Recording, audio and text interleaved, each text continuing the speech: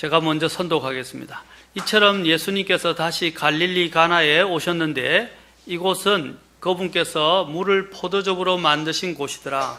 거기에 어떤 귀인이 있었는데 그의 아들이 가버나움에서 병들었더라.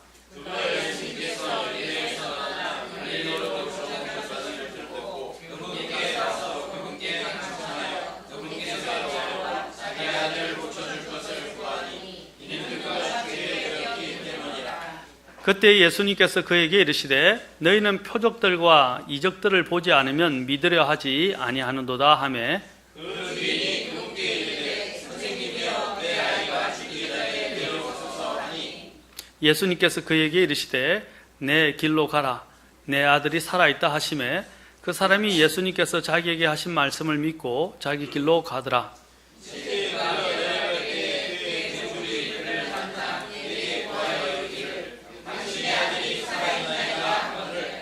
그때 그가 자기 아들이 낫기 시작한 시각을 그들에게 물은즉 그들이 그에게 말하되 이제 7시에 열병이 그에게서 떠나나이다 하매 이에 그 아버지가 그때가 바로 예수님께서 자기에게 내 아들이 살아있다 하고 말씀하신 그 시각인 줄 알고 또한 그의 온 집이 믿으니라. 이것은 또한 예수님께서 유대에서 떠나 갈릴리로 들어오신 뒤에 행하신 둘째 기적이니라. 기도하겠습니다.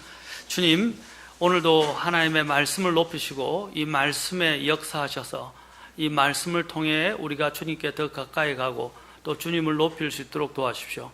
말씀을 들을 때 방해하는 악한 자가 없도록 주님께서 우리를 막아주시고 또한 하나님의 말씀에 생명의 역사를 불어넣어 주시기를 원합니다.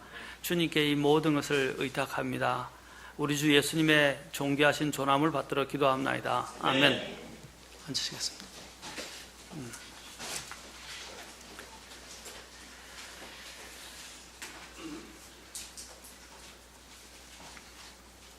자, 오늘은 우리 주님께서 요한복음에서 이야기하고 있는 이제 두 번째 기적을 이제 7가지 기적이 기록되어 있는데 그 중에서 첫 번째 기적에 대해서 이 요한복음 2장 1절부터 11절까지 보았고 오늘은 주님께서 이제 행하셨다고 이야기하는 두 번째 기적에 대해서 보게 됩니다. 자, 이 두 번째 기적과 관련해서 우리가 생각할 수 있는 것은 자, 첫 번째 기적은 바로 물로 주님께서 포도즙을 만드신 기적이었습니다. 이것은 바로 우리의 구원과 연관시킨다면 말씀에 의한 구원, 곧 예수님께서 말씀하시자마자 모든 것이 변화되었습니다. 특히 물이 포도즙으로 변화되는 놀라운 일이 일어났는데 바로 이것은 말씀에 의해서 이루어지는 역사, 곧 말씀에 의한 구원을 암시하는 것이다 라고 말씀드렸습니다. 오늘 이 두 번째는 이제 주님께서 이 귀인의 아들의 병을 이제 죽을 병을 낫게 하시게 되는데 이것은 이제 주님께서 구원을 제가 말씀드렸죠. 그 앞에 있는 네 가지는 오병이어의 기적을 중심으로 앞에 있는 기적은 구원의 방법에 대해서 이야기하고 있고 또 뒤에 있는 그 네 가지 오병이어를 기준으로 해서 또 그 뒤에 있는 7가지 중에서 오병이어를 포함해서 또 구원을 얻고 난 이후에 일어나는 그 결과에 대해서 어떤 일이 일어나는가에 대해서 보여주는 놀라운 바로 이 묘사 기록들이다라고 말씀을 드렸습니다. 그래서 첫 번째 기적을 통해서 예수님께서는 바로 또한 말씀을 통해서 구원하시는 것을 말해주고 오늘 이 기적을 통해서 예수님께서는 이제 말씀뿐 아니라 믿음을 통해서 구원받는다라는 것을 우리에게 보여주시는 것입니다. 그래서 오늘 이 믿음의 작동, 이 귀인이 가지고 있었던 이 믿음에 대해서 우리는 좀 더 세밀하게 살펴볼 것입니다. 예수님께서 요르단강에서 이제 침례를 받으시고 갈릴리 가나로 가셨어요. 그리고 갈릴리 가나에서 이제 혼인 만찬에서 첫 번째 기적을 행하셨습니다. 그 다음에 예수님이 어디로 가셨냐면 예루살렘으로 가셨어요. 그리고 유월절을 지내기 위해서 예루살렘으로 가셨고 또 유대 땅에서 침례를 주셨습니다. 그리고 또한 사마리아로 가셨다가 누구를 사마리아로 가셔서 사마리아에 있는 수가성 여인을 만나서 그녀와 대화한 내용이 바로 앞에 기록되어 있습니다. 그 다음에 그 수가 여인을 만나고 난 이후에 다시 주님이 이제 두 번째로 다시 갈릴리, 이전에 첫 번째 기적도 갈릴리 가나에서 행하셨는데 두 번째 기적도 갈릴리 가나에서 행했다고 말하고 있습니다. 그래서 오늘 본문에 보니까 갈릴리 가나에 오셨다라고 말씀을 하고 있죠. 갈릴리 가나에 오셨다. 근데 그것을 다시 여기서 설명을 합니다. 그 갈릴리 가나는 어떤 곳이라고 말하고 있죠? 물을 포도즙으로 만드신 곳이었더라. 첫 번째 기적을 상기시켜주고 있는 것입니다. 예수님께서 사실 행하신 기적들이 여러 가지 있는데 요한복음은 많은 기적들 중에서 대표적인 7 기적만 뽑았다고 말했습니다. 이것이 예수님이 행하신 두 번째 기적은 아닙니다. 첫 번째 기적은 주님이 제일 먼저 시작하신 기적이에요. 그러나 이것은 주님이 이전에 요한복음 여러분 2장 23절과 3장 2절 사이에 보면 주님께서 다른 기적들을 행하신 것을 보게 됩니다. 이제 그런데 요한복음은 그 많은 기적들 중에서 대표적으로 7 기적만 뽑았다고 말씀드렸죠. 7 기적만 뽑았는데 그 중에서 이제 주님께서 행하신 여기서 두 번째 기적이라고 말한 것은 여러분 본문을 잘 봐야 돼요. 주님이 행하신 첫 번째 기적을 행하시고 두 번째로 행한 기적이 아니고 여러 기적들을 행하셨는데 이것은 본문에 보면 뭐라고 되어 있습니까? 갈릴리 가나에서 행하신 두 번째 기적이다 라고 말씀하고 있다는 것을 봐야 됩니다. 여러분 우리가 성경을 볼 때 좀 조심해서 면밀하게 안 보면 자꾸 잘못된 이런 부분들이 한번 들어오게 되면요, 그 잘못된 것을 고치는 데는 시간이 많이 걸립니다. 그래서 성경을 볼 때 하나하나 조심해서 보아야 돼요. 그렇죠? 이단들이 가르치는 방식이 그겁니다. 성경을 조심하고 자기들의 체계만 가지고 딱 논리에 맞춰서 그냥 일부 구절만 인용을 시켜서 그것을 가지고 사람들에게 주입을 시켜요. 그것들이 한번 들어가게 되면 그 사실에서 사람들이 헤어나기가 쉽지 않아져요. 그렇죠? 우리가 그리 새내린다 그러잖아요. 어떤 부분들에 한번 이렇게 길들여지고 그것들을 배우게 되면 거기서 빠져나오기가 쉽지가 않아요. 여러분 첫 번째 믿음을 갖기 시작할 때 어디에 발을 들여서 믿음 생활을 시작하느냐는 굉장히 중요한 문제입니다. 왜냐하면 그 첫 번째 발을 들인 것들이 가장 강한 인상과 강한 영향력을 주기 때문입니다. 그렇죠? 그런데 우리가 자녀 양육도 마찬가지예요. 모든 분야에서 마찬가지에서 어디서 무엇을 처음 어디서 무엇을 배웠냐에 따라서 그 사람의 모든 향방이 좌우가 되기 쉽습니다. 가장 지대한 영향을 준다 이 말입니다. 그래서 우리가 올바른 이러한 말씀들을 제대로 이해하고 배우는 것들이 앞으로 살아가는 데 있어서 굉장히 중요한 이제 여러분들의 이 판단과 영적 통찰을 가지고 결정하는 데 도움을 줄 수 있을 것입니다. 자, 주님께서 그러면 가나로 주님께서 또 가셔서 여기서 요한복음은 다른 기적들이 아니라 가나에서 행한 두 가지 지금 두 번째 기적을 지금 보여주고 있어요.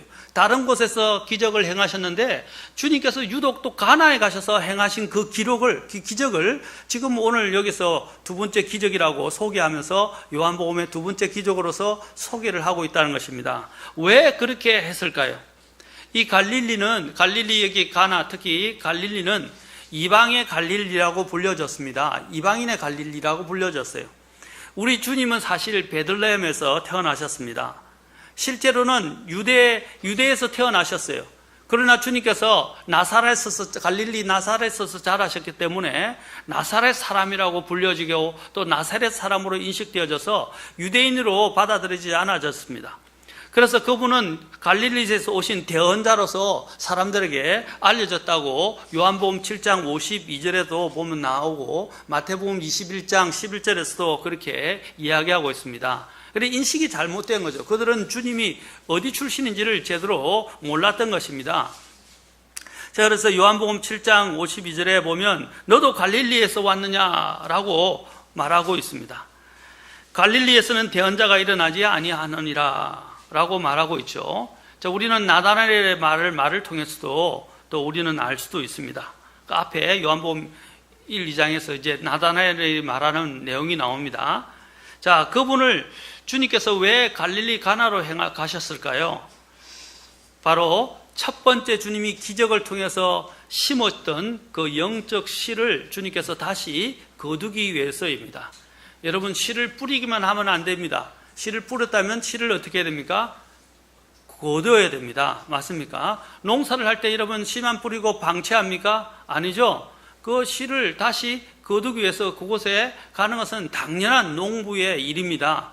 마찬가지로 주님께서도 영적인 씨를 그곳에 먼저 심으셨기 때문에 영적인 씨를 거두기 위해서 그곳으로 가셨다는 것입니다. 자, 사도 바울이 이야기했어요. 사도 바울이 서신서에서 말하기를 내가 영적인 상고를 치른다라고 이야기했어요. 너희들 영적인 상고를 치를 때까지 너희들을 이제 돌본다고 사도 바울이 이야기했어요. 그 말은 뭡니까? 자, 아이를 우리가 낳기까지 낳으면 끝이 아니에요. 상고를 치르고 아이를 낳았지만 아이가 어떻게 해요? 마치 상고를 치르는 것처럼 아이가 성숙할 때까지 책임을 져야 되는 것입니다. 자, 마찬가지로 우리에게는 주님이 보여주시는 부분들이 바로 이런 영적인 일에 있어서 끝까지 최선을 다해야 한다는 것을 여기서 보여주고 있는 것입니다. 주님께서는 이미 씨를 뿌리셨기 때문에 그 씨에서 이제 열매를 거두고자 바로 다시 갈릴리 가나로 가셨던 것입니다. 우리는 열매에 주의해야 돼요. 사람들의 가장 큰 여러 가지 영적인 문제 중에 하나가 뭐냐면 그냥 일만 벌려놓고 일을 수습을 안 합니다. 제가 늘 성경에서 이야기하는 것 중 강조하는 것 중에 하나가 뭡니까? 강조하는 것이 뭐예요?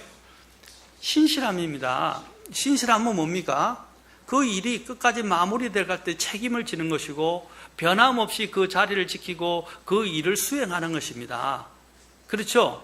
그런데 어떤 사람들은요, 기분에 따라서 자신의 마음에 따라서 또 심지어는 환경에 따라서 그걸 오락가락 합니다. 그런 믿음 생활은 그것은 믿음이라고 할 수가 없어요. 믿음이 충만한 게 뭐라 그랬어요? 그게 바로 신실이다라는 것입니다. 믿음이 충만한 게 신실이에요. 자신이 하나님 앞에 고백한 부분, 우리의 인생도 마찬가지입니다. 우리가 주님을 믿는다는 것은 무엇을 말하는 것입니까? 주님께 내 인생을 맡기는 것입니다. 맡긴다는 건 뭡니까? 끝까지 나를 책임지도록, 그죠? 그분께 내어드리는 걸 말하는 것입니다. 바로 이러한 부분들이 되지 않으면 믿음은 성장하지 못합니다. 믿음은 성장하지 않습니다. 그래서 주님께서는 이 영적 씨를 경작하기 위해서 가셨습니다.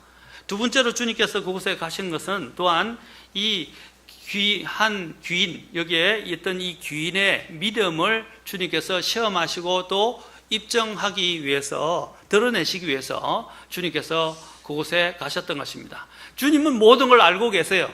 또 이 귀인이 그에게 나아올 것을 주님은 또한 알고 계십니다. 주님이 왜 사마리아를 통과해서 가셨습니까? 그 사마리아에 유대인들은 상종하지 않고 사마리아에 가지 않습니다. 바로 앞에 그 사마리아 여인을 만나는 사건이 나오는데 주님께서 우회하지 않고 그 사마리아를 통과해 가셨습니다. 왜 사마리아를 통과해 가셨습니까? 그곳에 바로 구원받아야 할 영혼, 수가성에 한 여인이 있었다는 것을 주님은 알고 계셨어요. 그래서 그 여인을 구원하시기 위해서 주님은 여러 가지 서로 인종 간의 문제가 있음에도 불구하고 상종하지 않는 그 사마리아의 마을로 들어가서 그 사마리아 우물가에서 그 사마리아 여인을 만나서 그에게 복음을 전해주었던 것입니다. 자, 주님은 모든 걸 알고 계세요. 주님께서 또한 이 갈릴리 가나에 가신 것은 바로 그 열매를 거두기 위해서라고 했죠. 씨를 뿌렸던 그 열매를 거두기 위해서인데 그 씨를 뿌렸던 그 열매의 대표적인 사람이 누굽니까? 열매를 거두게 되는 사람 중에 한 사람이 바로 이 귀인이었다라는 것입니다. 이 귀인. 이 귀인도 아마 혼인 만찬에서 만났을 가능성도 있고요. 그렇지 않았다면 이 귀인이 그 만찬에서 행하신 예수님의 기적에 대한 소문이나 행하신 일의 소문을 듣고 그 가버나움에서 이까지 찾아온 것으로 보여집니다. 가브나움은 가나로부터 무려 32km나 떨어져 있는 곳이었습니다. 자, 여기서 이야기한다면 제가 이전에 양천구에 살았었는데 양천구에서 송파구까지가 한 30km에서 35km 정도 돼요. 약간의 차이는 있지만 그래서 32km 정도 돼요. 여러분 여기서 양천구까지 걸어가려고 생각해 보세요. 목동까지. 대단하겠죠. 엄청난 거리예요, 사실은요. 우리가 십리를 걸어도 이제 발이 부르튼다고 하는데 4km죠. 십리를 걷기도 힘든데 이제 군대에서는 8km 구부를 합니다. 그렇죠, 구부도 합니다. 그런데 32km를 간다는 것은 사실 먼 거리라는 사실입니다. 그런데 이 먼 거리에서 한 귀인은 예수님께 자기 아들의 병을 죽을 병에 걸린 자기 아들의 병을 고쳐달라고 요청하기 위해서 예수님께 나왔다는 것입니다. 아마도 그는 이 예수님에 관한 소문을 듣고 자기 죽은 아들을 살리기 위해 예수님께 구하기 위해서 먼 길을 마다하지 않고 왔다는 것입니다. 자, 예수님의 이 기적들 보면 놀라운 것은 뭐냐면 첫 번째 기적과 요한복음에 기록된 첫 번째 기적과 두 번째 기적은 모두 다 요청에 의해서 이루어졌다는 것입니다. 자, 참 공통점이 있는데 바로 마리아의 첫 번째는 마리아의 모친 마리아의 요청에 의해서 두 번째는 바로 또한 여기 있는 한 귀인의 요청에 의해서 이 기적을 행하셨습니다. 또한 이 두 기적에 또한 공통점이 있는데 또 하나는 뭐냐면 첫 번째 기적에서 예수님께서는 어떻게 하셨습니까? 이 공개적으로 하지 아니하고 비공개적으로 이 기적을 행하셨어요. 마찬가지로 두 번째도 주님께서 비공개적으로 이 기적을 행하셨습니다. 자, 주님께서 이 기적을 또 갈릴리 가나로 또 이곳에 오신 이유 중에 하나는 첫째는 영적인 씨를 어떻게 해요?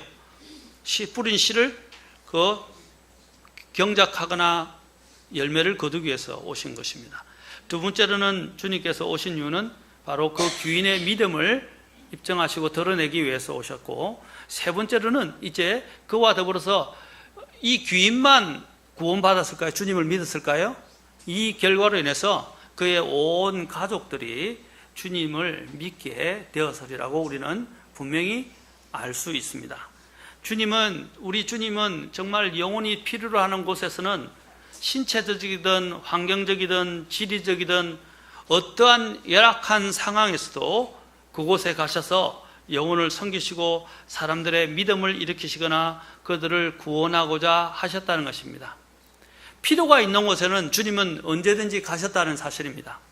주님이 사마리아를 통과하게 된 이유도 그것 때문입니다. 주님이 나중에 여러분이 보겠지만 나중에 주님께서 오병이어의 기적을 일으키고 가실 때 또 폭풍우를 만나고 다른 곳으로 건너가시게 되는데 그곳에서 주님은 너무 피곤하심에도 불구하고 그곳으로 건너가셨어요. 배를 타고. 자, 주님께서는 왜 그것을 건너갔는지 다음에 여러분들이 보게 될 것인데 주님이 건너가시게 되는 이유가 뭡니까? 사마리아를 통과하시고 그곳으로 가시고 또 그 배를 타고 피곤하신데도 건너가시게 되고 그래서 배에서 주무시게 되죠. 다 영혼의 필요가 있었기 때문에 영혼의 필요가 있는 곳에서는 주님이 이미 하시고 주님께서 피곤하심에도 불구하고 그분의 하시는 일들을 멈추지 않고 계속적으로 사역을 했다는 것을 보게 됩니다. 우리는 여기서 주님의 마음을 보게 됩니다. 주님이 얼마나 한 혼을 귀하게 여기는지. 주님께서는 한 혼에 이 필요를 채우고 그들을 늘 구원하는 것에 관심을 가지고 계셨다는 것입니다. 그런데 사람들의 마음은 어디에 있었느냐? 48절에 보면 이제 사람들의 마음이 어디에 있었는지를 보게 됩니다. 우리의 필요를 채울 수 있는 주님께로 가야 되는데 사람들은 뭘 자꾸 구하고 있습니까? 표적과 기적을 구합니다. 뒤에 에어컨은 꺼도 될 것 같습니다. 표적과 이적을 구하고 있다는 것입니다. 자, 그래서 48절에 이런 말합니다. 너희는 표적들과 이적들을 보지 않으면 믿으려 하지 아니하는도다. 표적들과 이적들을 보지 않으면 믿으려 하지 않는다. 이게 사람들의 이 세태를 이야기하는 것입니다. 사람들은 뭡니까? 보아야 믿겠다 그러는 겁니다. 도마도 보면 믿겠다 그랬어요. 부활을 보는 것이 믿는 것이다 라고 이 세상은 가르칩니다. 이것이 바로 이 실용주의 사상인데, 이 실용주의 사상이 이 잃어버려진 온 세상에만 있는 뿐 아니라 심지어는 이 실용주의적인 사상이 교회 안에까지 들어왔다는 것입니다. 자신이 보고 확신하지 않으면 안 믿겠다고 이야기하는 거예요. 주님께서 도마에게 뭐라고 말씀하셨어요? 보지 않고 너는 본 거로 보았음으로 믿느냐? 보지 않고 믿는 자는 뭐라고 그랬어요? 믿은 자는 복이 있다라고 하셨어요. 여러분, 믿음의 것들은 보이지 않는 것입니다. 이 세상에는 보이지 않는 것들이 너무 많아요. 그런데 우리는 자꾸 보이는 것, 눈에 보이는 가시적인 것에 의해서 자꾸 좌지우지됩니다. 여러분, 제가 늘 이야기했죠. 우리가 영적인 전쟁을 늘 전쟁 속에서 살아가고 있는데, 눈에 보이는 이런 현상과 사건들, 그리고 내 주변에 일어나는 일들에 의해서 여러분이 자꾸 좌지우지되면 안 돼요.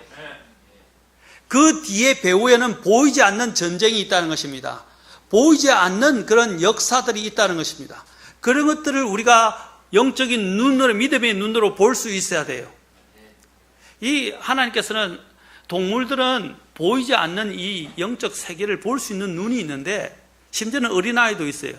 죄를 알기 전에 있는 어린아이들은 이런 보이지 않는 세계를 봅니다. 그런데 주님께서 그것을 기억에서 없애버렸죠. 그래서 기억나게 안 하시는 거예요, 어린아이들은요. 그런데 우리가 선악을 구분한 뒤로부터는요, 그런 보이지 않는 세계에 대한 부분들을 이제 볼 수 없게 됩니다. 왜 그런지 아십니까? 이는 이제 마귀가 사용하기 때문입니다. 그러나 우리는 이제 우리가 필요한 것은 뭡니까? 인간적인 신체적으로 보이지 않는 세계를 보는 게 아니라 이제 주님이 요구하시는 건 뭐예요? 선과 악을 알게 되는 그 이후로부터는 믿음의 눈으로, 주님이 하나님이 주시는 그 믿음의 선물을 가지고 믿음의 눈으로 이 모든 것을 보기를 원하고 계신 것입니다. 믿음은 어디에 의지하는 것입니까? 바로 하나님의 말씀을 의지하는 것입니다. 하나님의 말씀. 그래서 보는 것에서 움직이지 마십시오. 실용주의와 이성주의가 다 무조건 나쁜 것은 아닙니다. 그러나 그 실용주의적인 이 보는 것이 믿는 것이다 라는 이 사상이 우리의 믿음을 부인하게 하고 또 우리의 믿음을 대체시키거나 심지어는 우리가 가는 믿음의 길을 방해하게 되는 것이 문제가 되는 거예요. 실용적이라는 것은 좋은 거잖아요. 필요에 맞게 사용한다는 것입니다. 그렇죠? 그렇죠? 그러나 그 필요에 맞는 것이 우리의 믿음을 대체시키면 안 된다는 것입니다. 그 대표적으로 주님께서 실용주의적인 생각이 뭐냐면, 주님께서 내가 반드시 다시 태어나야 하나님의 왕국을 볼 수 있다고 주님께 찾아온 니고데모에게 주님께서 말씀하셨어요. 그렇죠? 그러자 이 니고데모는 이것을 어떻게 했어요? 내가 육체에서 태어났는데 어떻게 다시 육체로, 그렇죠? 몸에 들어가서 모태로 들어가서 모태에서 다시 태어날 수 있는가? 그의 생각은 뭐예요? 이성주의, 그렇죠? 이성주의로 모든 걸 생각했다는 사실입니다. 그래서 주님은 이성주의가 아니라 영적으로 다시 태어나는 문제에 대해서 말씀하신 거예요. 항상 보면 모든 걸 계산적이고 이성적이고 실용주의적인 관점에서 보는 사람들이 있다는 것입니다. 또한 대표적인 또 한 사람을 볼까요? 주님께서 오병이어의 기적을 나중에 우리가 보게 될 것인데, 오병이어의 기적을 주님께서, 오병이 뭐죠? 보리빵 5개와 빵 5개와 물고기 2마리, 그렇죠? 그걸 오병이어라고 그러죠. 그래서 우리가 오병이는데 병은 사실 떡병자인데 어쨌든 간에 오병이어라고 이야기합니다. 이 기적을 행하시기자 주님께서 이제 먹을 것을 구해오라 라고 말하니까 빌립이, 우리가 가진 것이 없는데 어떻게 이 많은 사람들을 먹일 수 있습니까? 5,000명이나 넘는 사람들을 어디서 구해서 먹일 수 있습니까? 이 소년에게서 가져온, 그렇죠? 심지어는 물고기 빵 5개와 물고기 2마리도 줘도 감당을 할 수 없다는 것입니다. 빌립이 생각하는 건 뭐예요? 눈에 보이는 계산기를 두드려서 눈에 보이는 것을 가지고 그는 측정했다는 것입니다. 그는 하나님의 권능을 보지 못하고 하나님의 권능을 의지하지 못했습니다. 주님이 어떤 분인지를 그는 제대로 이해하지 못했습니다. 주님은 얼마나 놀라우신 분입니까? 그가 앞에 있는 기적을 보고도 그는 계속적으로 어디에 머물러 있습니까? 이성주의에 머물러 있었다는 것이죠. 우리가 너무나 하나님을 많이 제한하고 있습니다. 오늘날 이 현대인들의 가장 문제가 뭐냐면 하나님을 제한하고 산다는 거예요. 그냥 하나님을 종교적으로 믿고 있어요. 그냥 때때로 복을 주고 복을 얻기 위해서 비나이다 하는 식으로 교회에 나오면 안 된다는 것입니다. 그렇게 믿음 생활하는 거 아니에요. 하나님의 온 말씀은 살아있고 권능이 있어요. 그 말씀을 의지하고 믿고 그 말씀을 붙들고 살아가고 그 말씀을 사모하는 마음으로 살아가야 됩니다. 오늘날 사람들의 가슴이 너무 메말라 버렸어요. 하나님의 말씀에 대한 갈망과 하나님의 말씀에 대한 신뢰와 믿음이 없다는 것입니다. 오늘 저와 여러분도 어떻습니까? 지금 현실적으로 일어나는 모든 문제를 하나님의 말씀을 붙들고 하나님께 기도하고 하나님께 매달리고 하나님과 함께 살아가기보다는 내 눈에 보이는 것에 급급해서 그 모이는 문제들을 눈에 보이는 대로 해결하고 뛰어가 다니지 않습니까? 그리고 우선순위가 다 뒤바뀌어져 있지는 않는가요? 제가 전에 늘 강조하지만 하나님의 것을 빼앗아서 하나님 것을 세상 것으로 대체하지 말라는 것입니다. 하나님께 드릴 걸 드려야 되고요. 하나님께 또한 뭡니까? 가장 먼저 우선시해야 될 것을 우선시해야 되고요. 그 우선순위를 바꾸지 말라 이 말입니다. 우선순위를 바꾸지 말라. 빌립과 같은 사람이 되지 마십시오. 계산적이고 인간적인 이성 합리주의를 가지고 하나님의 믿음의 길들을 측정하려고 주님의 하실 일들을 청량하지 말라 이 말입니다. 특히 대표적으로 교회에서 가장 큰 문제가 뭐냐면 자꾸 돈계산하는 거예요. 교회는 돈계산하는 곳이 아닙니다.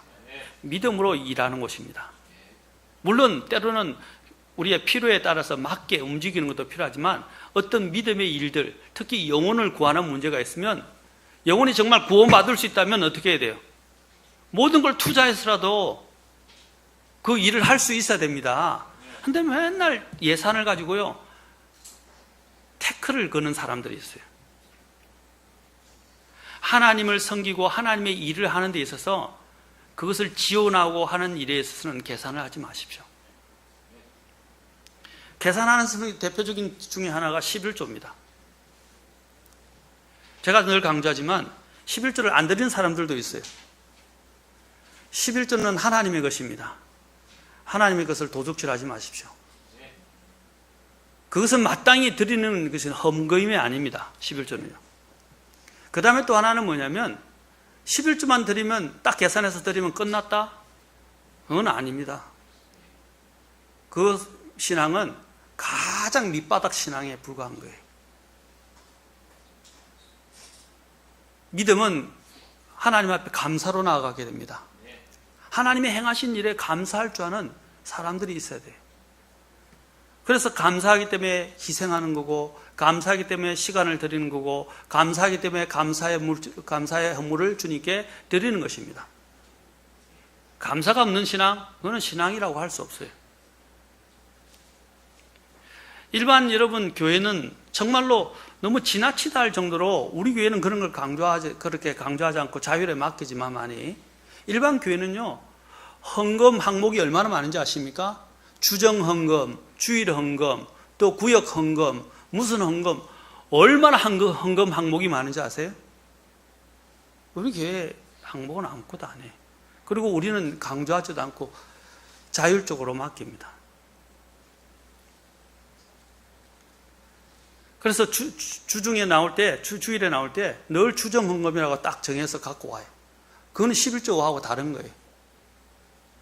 그런데 우리 교회는 그런 걸 강조하지는 않지만 감사 헌금이라고 되어 있는데 그런 것조차도 아예 하지 않는 사람들도 있어요.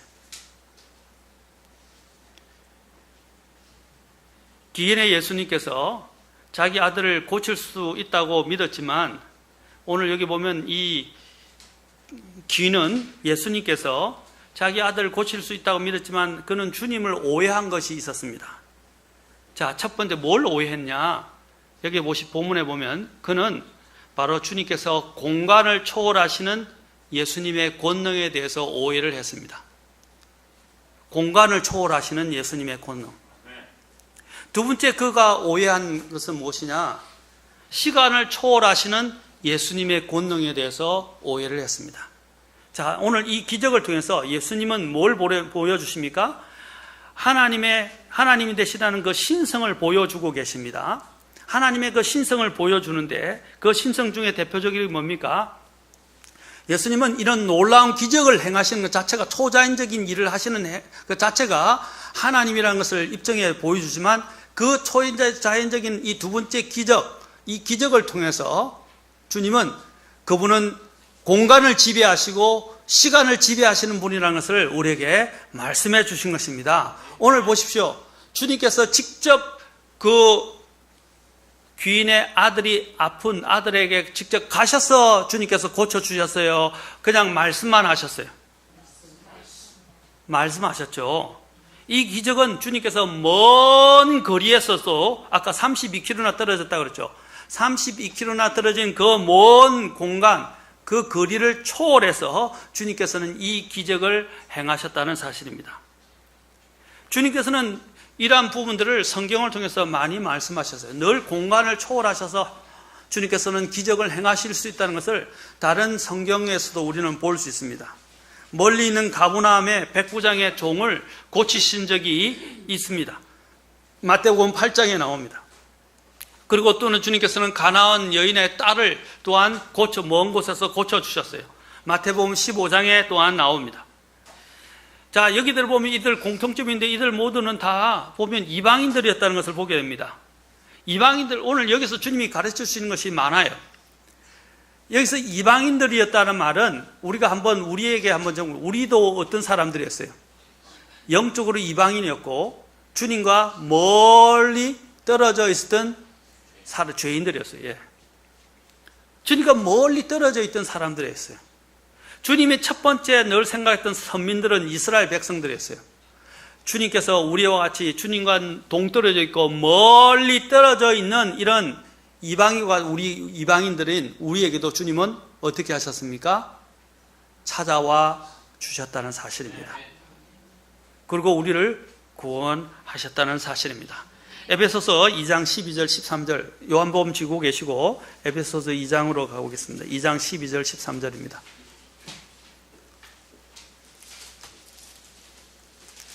에베소서 2장 12절 13절 자, 같이 읽겠습니다. 자, 여기 보면 이렇게 말하고 있습니다. 시작. 그때에 너희는 그리스도 밖에 있었고 이스라엘 연방 국가 밖에 있던 외인들이었으며, 외인들이 멀리 있는 사람들이에요. 자, 약속의 언약들에서 분리된 낯선 자요 세상의 소망도 없고 하나님 밖에 있던 자들이었으나 한때 멀리 떨어져 있던 너희가 이제는 그리스도 예수님 안에서 그리스도의 피로 가까워졌느니라. 우리가 얼마나 멀리 떨어져 있어요. 자, 유대인들은 이방인들을 심지어는 어떻게 생각했습니까? 개라고 취급을 했어요. 개처럼 취급했어요. 유대인들은 사마리아, 그 옆에 있던 이 사마리아인들도 상종하지 않았을 뿐 아니라 이방인들을 뭐로 취급했어요? 개처럼 취급했다는 말입니다. 사람 취급 안 했다는 말이에요. 그렇죠? 그런데도 주님은 어떻게 하셨어요? 그 멀리 있는 우리들을 찾아오셨다는 사실입니다. 주님 얼마나 놀라우시고 감사한지 모릅니다. 또한 주님은 이 귀인의 아들을 고쳐주면서 그분은 공간을 초월하신다는 것들을 보여주셨습니다. 또한 그분은 하나님으로서 시간을 초월하신 것을 보게 됩니다. 시간을. 자, 어떻게 한번 봅시다. 이 귀인이 이제 주님의 말씀을 듣고 그것을 믿음으로 받고 적과 어떻게 이제 그가 돌아갔습니다. 자, 돌아가게 되는데, 자, 4장 50절에 보니까 4장 50절에 요한복음 내 길로 가라 내 아들이 살아있다 하시매, 자, 공간을 초월하실 뿐 아니라 살아있다라고 시간적으로 말씀하셨어요. 예수님께서 자기에게 하신 말씀을 믿고 자기 길로 갔습니다. 여기 있는 이 귀인은 어떻게 했어요? 어떤 생각을 가지고 있었냐면, 믿음이 이제 그가 발전하게 되는데, 그는 예수님께서 말씀하신 대로 이루어지긴 하겠는데, 자기 아들이 점점점 좋아질 것이다 라고 생각했었어요. 점점점. 그렇죠? 그러자 근데 예수님은 뭐라고 말씀하셨어요? 바로 그 시간에 내 아들이 살아있다 라고 말씀하셨어요. 근데 놀라운 것은 뭐냐면, 이제 이 귀인의 믿음에 대해서 보는데 놀라운 것은 이 귀인이 어떻게 했어요? 그것을 그냥 믿고 그냥 갔다는 사실이에요. 아니, 오셔서 고쳐주지도 않고 그냥 말씀만 하셨는데 그냥 그것을 믿고 단순히 믿고 갔다는 사실입니다. 오늘 주님은, 이 사람은 아까 전짐적으로 맞을 건데, 주님은 아까 보니까 종들이 나중에 와서 그 귀인이 오는 것을 마중 나갔죠. 나가서 귀인이 달려와서, 귀인의 종들이 달려와서 그 귀인이 오고 있는 그 귀인에게 뭐라고 말합니까? 아들이 살아있다 라고 이야기해 주었습니다. 이것은 바로 우리 주님께서 말씀하신 그 말씀이 즉각적으로 효력 있게 역사하신 것을 보게 됩니다. 그러니까 주님의 이러한 역사는 시공을 초월한다 이 말입니다. 그렇죠? 시공을 초월한다. 자, 여기 있는 우리 이 귀인은 우리 귀인의 믿음에서 우리가 발견할 수 있는 것은 뭡니까? 이 귀인의 믿음은 위기에 처했습니다. 이 귀인은 위기에 처했어요. 자, 위기에 처했는데 이 귀인이 어떻게 됩니까? 이제 이 믿음이 점점 더 확고해지고 좀 발전하게 되는 것을, 성장하게 되는 것을 보게 됩니다. 주님은 항상 믿음을 주실 뿐 아니라 우리의 믿음이 성장하는 데까지 주님은 관심을 갖고 있어요. 그래서 제자들이 뭘 구했습니까? 우리의 믿음을 정대시켜달라고 주님께 요청하지 않았습니까? 오늘 이 귀인의 믿음이, 이젠 그는 정말 순수한 믿음을 가졌는데 그 믿음이 이제는 어떻게 해요? 점점 더 확고해지고 더 성장한 것을 보게 됩니다. 자란 것을 보게 됩니다. 저와 여러분의 믿음도 이제 예수님이 우리의 이런 삶 속에서 일어나는 말씀을 자꾸 듣고 배우게 될 때 우리의 믿음은 어떻게 됩니까? 자라게 되는 것입니다. 로마서 10장 17절에 우리가 대표적으로 잘 알지만, 믿음은 들음에서 나오며 들음은 하나님의 말씀에서 나느니라. 그렇죠? 오느니라. 바로 믿음은 어디서 온다고 되어 있어요? 하나님의 말씀에서 온다. 하나님의 말씀에 대한 믿음이 더 많아지면 어떻게 해요? 점점 더 또 믿음은 자라게 됩니다. 베드로서에서도 보면 베드로가 3장에서 마지막으로 끝을 맺으면서 뭐라고 말했습니까? 너희가 예수 그리스도를 아는 지식과 뭡니까? 은혜 가운데서 자라라 라고 했어요. 뭐에서 자란다고요? 예수님을 아는 지식, 그 말씀을 통해서 자란다 이 말입니다. 그리고 은혜로 자란다는 거예요. 저와 여러분들이 오늘 여기 있는 것을 통해서 하나님의 말씀을 정말 붙드는 사람들이 되면 좋겠어요. 우리 교회 성도님들도 좀 간절하면 좋겠어요. 너무 풍부하고 너무 가진 것이 많고 누리는 게 많은지 모르겠는데 하나님에 대한 간절함이 없어요. 또 이러면 목사님이 또 부정적이고 또 우리를 또 이렇게 무조건 없다고 이렇게 막 책망하시는 것처럼 느껴지는지 모르겠는데, 제가 영적인 목회자로서 볼 때 느끼는 것은 그겁니다. 정말로 주님께 매달리는 간절함이 없어요. 일반 교회에서는 말씀이 부족하고 간절함은 넘쳐요. 근데 저희 여기 독립침례교회나 우리 교회를 보면 말씀은 있는데 간절함이 없어요. 말씀으로 죽고 산다고 생각하면 말씀을 붙들어야 되는데, 그 머리로는 아는데 정말 주님의 말씀을 붙들고 기도하고 매달리는 건 없다 이 말입니다. 죽기 살기로 매달려야 되는데.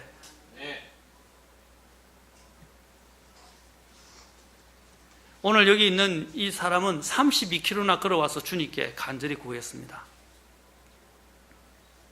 그의 믿음은 위기의 믿음에서 그가 정말로 확고해진 믿음으로 자라게 됩니다. 여러분의 갖고 있는 문제가 무엇입니까? 오늘 그 문제를 주님께 갖고 오고 주님께 매달려 보십시오. 그냥 주님 택 던져주놓고 잊어버리는 사람들이 아니라 그것을 가지고 주님 앞에 구해야 됩니다. 누가복음 18장에 나오는 과부처럼 말입니다. 과부가 어떻게 해서 응답을 받게 됩니까? 불의한 재판관으로부터 그가 그 응답을 받게 됩니까? 간절히 매달렸지 않습니까? 끈질기게 매달렸지 않습니까? 우리에게는 이런 간절한 주님께 요청하는 믿음이 필요합니다. 자, 그의 믿음은 이제 어떤 믿음이었습니까? 주님이 이 귀인의 믿음을 칭찬하셨어요. 이 귀인의 믿음을 보고 심지어는 그의 아들, 죽어가는 아들을 주님께서는 고쳐주셨습니다. 이 귀인의 믿음은 아까 두 가지의 문제가 있었죠. 주님께서 공간을 초월하시고 시간을 초월하시는 것을 그는 이해하지 못했지만 나중에 주님께서는 그의 순수한 믿음을 보고 이 부분에까지 주님께서는 그의 믿음의 영역을 확대시켜서 보게 했습니다. 왜 그것을 알 수 있냐? 보면 놀라운 것은 이 귀인이 어떻게 했어요? 자기를 찾아와서 알려준 그 종에게 뭐라 했어요? 그 시각, 그 아이, 자기의 아들이 낳은 시각을 물었어요. 그 시각이 언제였어요? 주님이 말씀하신 바로 그 7시, 로마 시간으로 7시, 그 7시에 정확하게 나왔다는 것을 그가 확인하게 됐다는 것입니다. 그거 왜 물었겠어요? 나왔어, 기쁘다라고 하지 않고 왜 언제 그 아이가 살아나게 됐는지를 물었다 이 말입니다. 그것은 무엇입니까? 그의 주님이 하신 그 역사를 그가 세세하게 점검해보고 더 확고하게 믿음으로 받아들이는 것입니다. 오늘 여기 보면 그의 믿음은 정말로 단순한 믿음이었어요. 단순한 믿음. 단순한 믿음 뭡니까? 어린아이 같이 그냥 있는 그대로 믿어요. 여기 보면 주님이 말씀하셨을 때 그는 아무 어떤 의견을 달지 않고 그것을 그냥 믿고 갔다고 그랬어요. 단순한 믿음. 단순한 믿음, 계산하지 않았습니다. 의심하지 않았습니다. 두 번째 그의 믿음은 또한 의심이 없는 믿음이었어요. 의심하지 않았습니다. 주님께서 이 놀라운 일들을 행하셨을 때 주님께서 늘 말씀하실 때 믿으라 하셨어요. 하나님께 대한 믿음을 가지라 하셨어요. 무엇이든지 의심하지 않고 믿으면 주님께서 산들에게 명하여 이 산에게 명하여 옮겨져서 바다에 빠지라 해도 빠질 것이라고 말씀하셨습니다. 그래서 마가복음 11장 24절에서 예수님께서 말씀하셨어요. 너희가 기도할 때에, 이 말은 요청할 때의 말입니다. 주님께 요청해서 기도할 때에 무엇을 원하든지 너희가 그것을 받는 줄로 믿으라 하셨어요. 그러면 너희가 그것을 받으리라 하셨습니다. 의심하지 않는 믿음입니다. 하나님의 말씀은요, 진짜 역사를 일으킬 수 있어요. 하나님의 아까 이 기적은, 주님이 행하신 기적은 초자연적이라고 말씀드렸잖아요. 자연을 초월한다 이 말입니다. 초자연적인 역사라는 것입니다.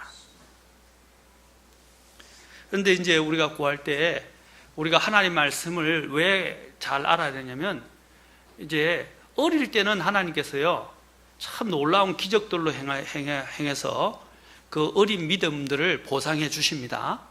그러나 영원히 우리가 어린아이로 있으면 안 돼요.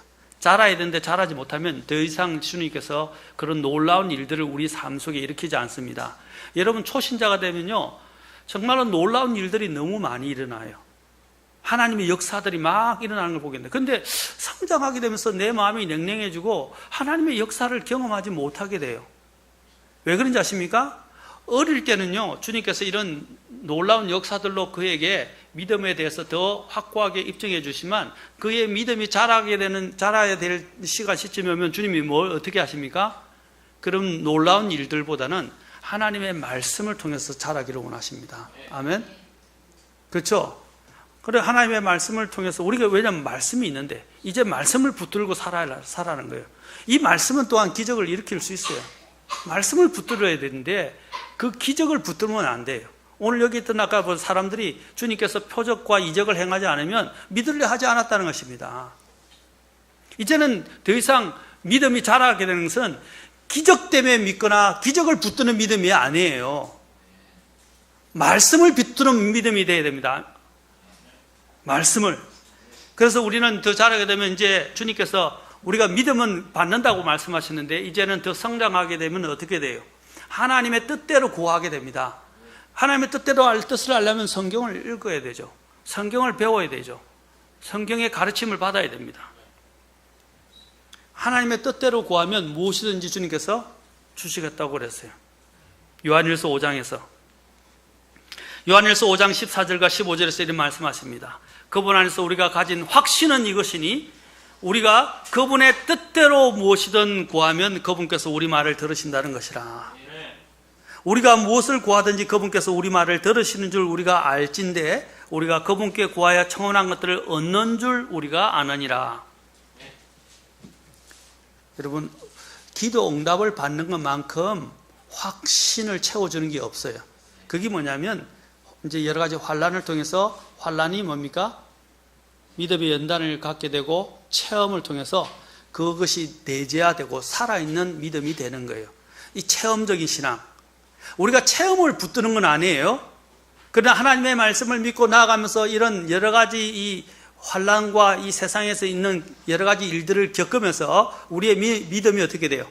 실제화되고 내재화되고 그것이 더 확고해지게 된다는 그게 체험적 신앙이에요. 저도 전에 제가 말씀드렸죠. 이전에 제가 시편을 정말 이해하지 못했어요. 맨날 울고, 그렇죠? 두 가지로 나눠요. 울고, 짜고, 또 하나는 찬송하고, 감사하고. 그 두 가지로 분류될 수 있어요. 시편을 보면요. 그런데 왜 날마다 이렇게 울고 있냐? 왜 날마다 이렇게 힘들다고 이야기하는 내용만 시편에 가득하냐? 이 이해를 못했어요. 그러나 제가 예수님을 믿고 구원받고 난 다음에 핍박이 시작됐어요. 그 핍박을 받기 시작하면서부터 어떤 일이냐면 이제 시편이 그 다윗이나 시편 기록자들의 글이 아니라 시가 아니라 내 마음을 기록한 시였더라고요. 그러면서 어떻게 하냐면 이제 그것이 눈물이 뚝뚝 떨어지면서 그 시편에 막 적시기 시작하고 그 시편이 내 마음에 하나씩 박히기 시작하는 거예요.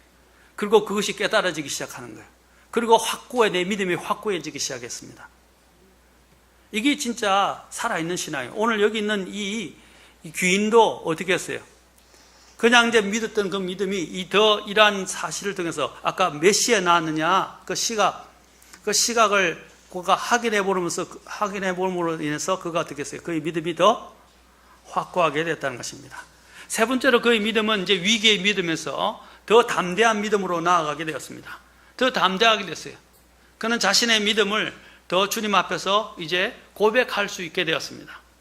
네 번째로 그의 믿음은 요동하지 않는 더 견고한 믿음으로 세워지게 되었습니다.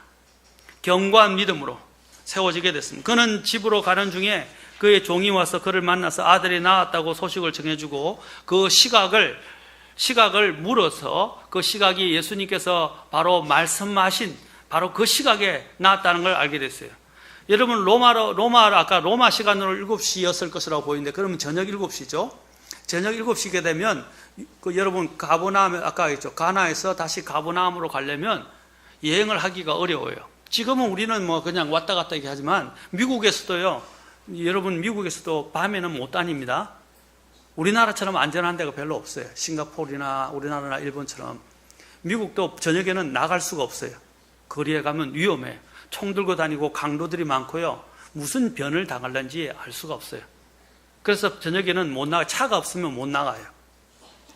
마찬가지로 그 유대 지방이 중동 지방에서도 강도들이나 맹수의 위험들이 도사리고 있기 때문에 저녁에 갈 수가 없었어요. 그러면 여기 귀인이 어떻게 했겠습니까?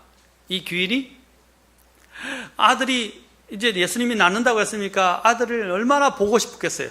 자신의 그 혈육, 그 아들이 빨리 보고 그가 낳았는지 확인도 해보고 싶고 알고 싶었지만 그는 밤에 여행을 할 수가 없어서 어떻게 해요? 믿고 주님께 맡겼어요. 그리고 그 아침에 어떻게 했어요? 길을 가다가 또 그 종을 만났습니다. 종이 아마 달려온 것 같아요. 그래서 가다가 만났다고 그랬어요. 가고 있는 중에 만났어요. 종이 달려온 거죠. 그래서 아마 중간에서 만난 것으로 보여집니다. 그러자 그가 어떻게 했어요? 그 시각을 물었다는 것입니다. 그 말은 뭡니까? 그가 밤새 보고 싶었지만 그거 움직일 수 없었지만 나중에 그 시각을 묻게 된 것은 뭡니까? 주님의 역사가 언제 일어나는 것을 알게 됐을 때 그의 믿음은 어떻게 됐을까요? 놀라면서 더 확고하게 되었을 것이라는 것입니다. 그는 그의 아들이 아까 점차적으로 개선될, 회복될 것이라고 믿었습니다. 그러나 그의 기대와는 다르게 그의 아들은 예수님께서 말씀하신 바로 그 시각에 나왔습니다. 하나님이 하시는 일은 정말 적극적이고 완전합니다. 예수님의 말씀의 권능을 보십시오. 그 말씀을 하자마자 바로 그것이 역사했다는 사실입니다. 여러분, 특히 제가 놀라운 제 간증이 아니라 어떤 분의 간증이 있는데 어떤 사람이 식물인간의 병이 들어서 중동 특히 이스라엘을 한 목사님 가정이 으로 제가 기억하는데 중동을 여행했다가 아내가 그 중동에서 벌레에 물렸는지 그 병에 들어가지고 열병에 걸려서 결국에는 4가지 침투를 해서 식물인간이 되었어요. 그래서 어떻게 할 수 없어서 급히 미국으로 이동을 했는데 이동할 수 없는데 여러 사람들의 도움을 통해서 결국 비행기를 얻게 되고 비행기를 타고 비행기가 다 없어요.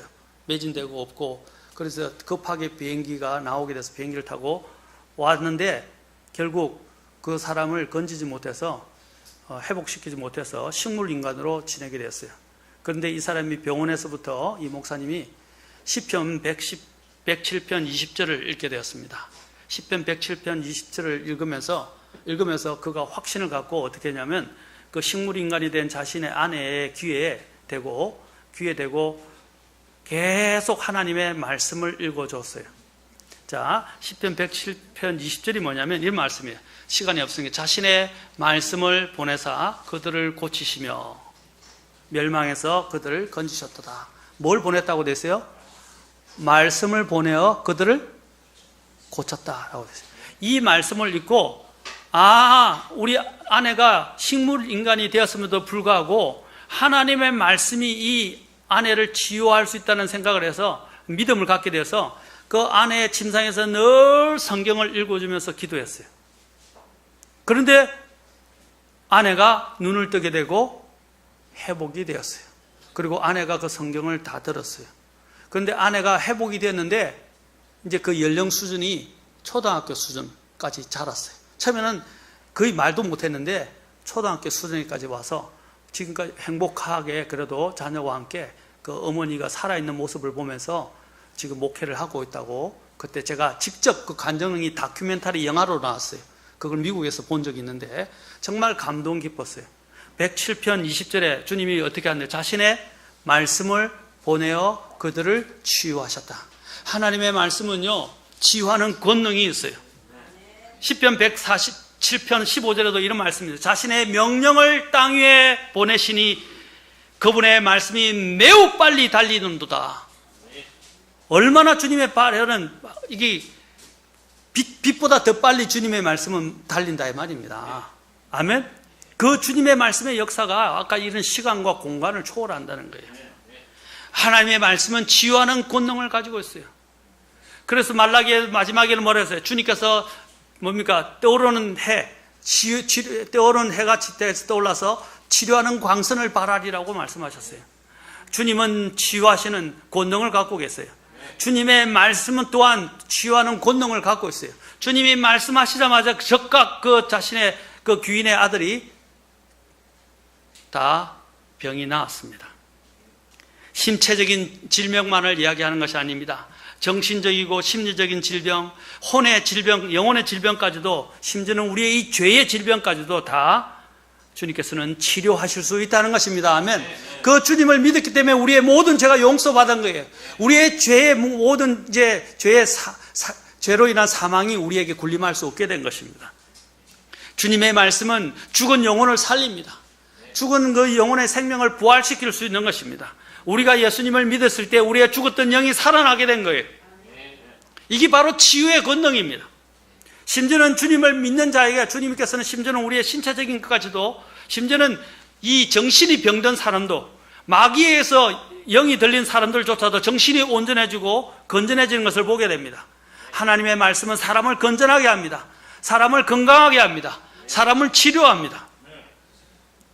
이러한 권능의 말씀, 치료하는 권능의 말씀, 그 말씀을 여러분이 붙드십시오. 그 말씀을 가지면 여러분들에게는 하나님의 놀라운 권능이 임할 수 있습니다. 제가 전에 말씀드렸죠. 조지 뮬러가 기도할 때는 하나님의 말씀을 찾지 않고는, 약속의 말씀을 찾지 않고는 기도하지 않았다고. 마찬가지로 우리도 하나님의 약속의 말씀을 찾지 않고는 기도하지 않겠다라는 심적으로 하나님의 말씀을, 그는 무릎 꿇고, 심지어는 그 약속을 못 찾아서 무릎 꿇고 성경을 읽으면서 밤새도록 성경을 찾았다고 그러죠. 아, 이 성경은 이 구절이구나 하고 그 약속을 딱 찾으면 그걸 붙들고 하나님 앞에 매달려서 기도했다는 거예요.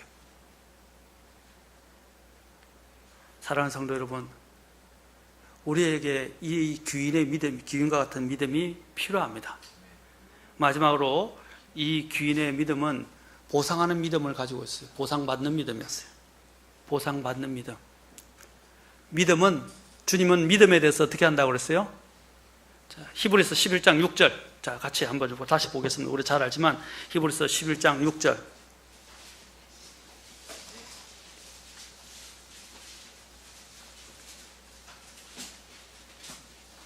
히브리서 11장 6절 같이 읽겠습니다.